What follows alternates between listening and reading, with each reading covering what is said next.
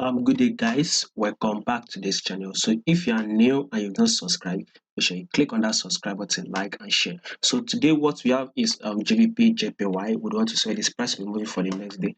But first of all, I want you guys to have it in mind that this our GBPPS is giving us a bullish move, right? We see that GBP is giving us a bullish move, which we will go into that soon. And when you take a look at this JPY, you are now having a GBP. Let's take a look at this index on JPY. We can see that Tuesday we actually had open and close bullish. Wednesday we actually open and close bullish. Thursday we actually open and close bullish. Right. Our PS, which is GBP, is supposed to give us a bearish move, right? But we did not have such a move. Reason is that GBP itself is also giving us a bullish move. But once we take a look at other PS, right, like the Swiss franc to JPY, they were giving us a bearish move. So if you take a look at this on Swiss franc JPY, we kind of had like a bearish move. Today, see this huge bearish move that was made. Even yesterday, we actually had close bearish.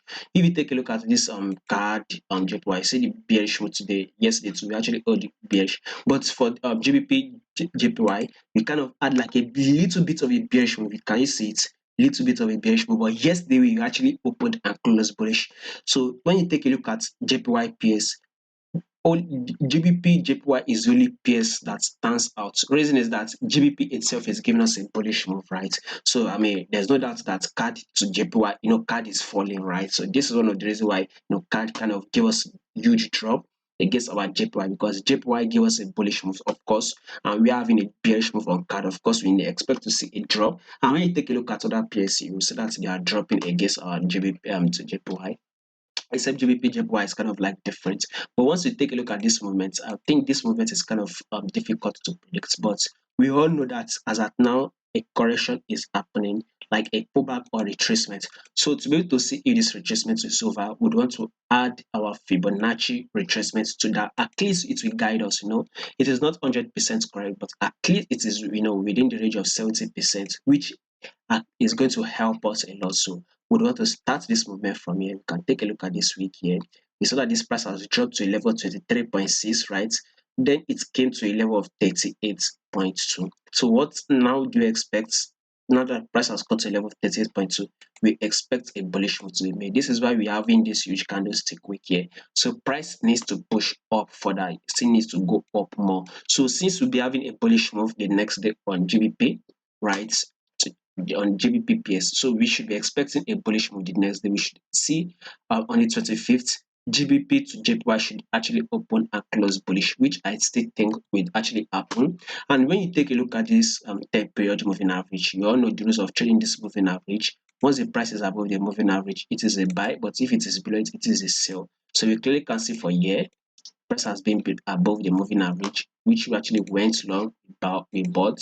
You can take a look at this movement here. Price has been below the 10-period moving average, which actually sell. Now you can see it right here. You can see that this price is still above the moving average. So still an indication that GBP JPY we have to go bullish as long as it is still above the moving average, except the price drops further down, tap our moving average or possibly break below it, then you can consider shorting. But since it is still above, then it is a buy, right? So we would want to see what this 4-hour time frame says. So this is a pullback. We saw price has once reacted here. Notice that price has once reacted to this level, right? You see that price get to this level once it's reacted to here. You see that price kind of gives a pullback, right? Now price has dropped to the same level. We saw a reaction. So definitely we want to see this price spike up again. Let's see it get to a level of 168.220. 280, sorry, 168.28. And if price possibly breaks, and if possibly it breaks above 168.280, the next level we would want to see GBPJPY take out is this level, which is a level of 169. But first of all, we want to see it is currently trading at 167. So let's see it go spike up to a level of 168.280. That should be giving us about 60 pips. And if it gets to 60 pips, if price drops, we might want to consider it drop to this support level. But if in case price breaks above this level, right, it breaks above a level of 168.280, then we'll continue to go long on GBPJPY and take out a level of 169. It just depends on how the price will play out on GBPJPY. Is how we would place this trade, right? We can't 100% predict where this price will be moving the next day because you know, PS GBP moving bullish, JPY moving bullish. So there might not be much movement. But if you're trading other JBP, JPY pairs, of course you would want to short it. You will be able to make a lot pips, you're able to grab a lot pips on those, PS. But GBP JPY, when the boats are actually moving up, well, it will be difficult to actually get the price right, or possibly you're not able to grab a lot. So GBP JPY though, so we want to see it actually get to a level of 168.280. If price does not break above it, then we see it drop down to a level of 167.140.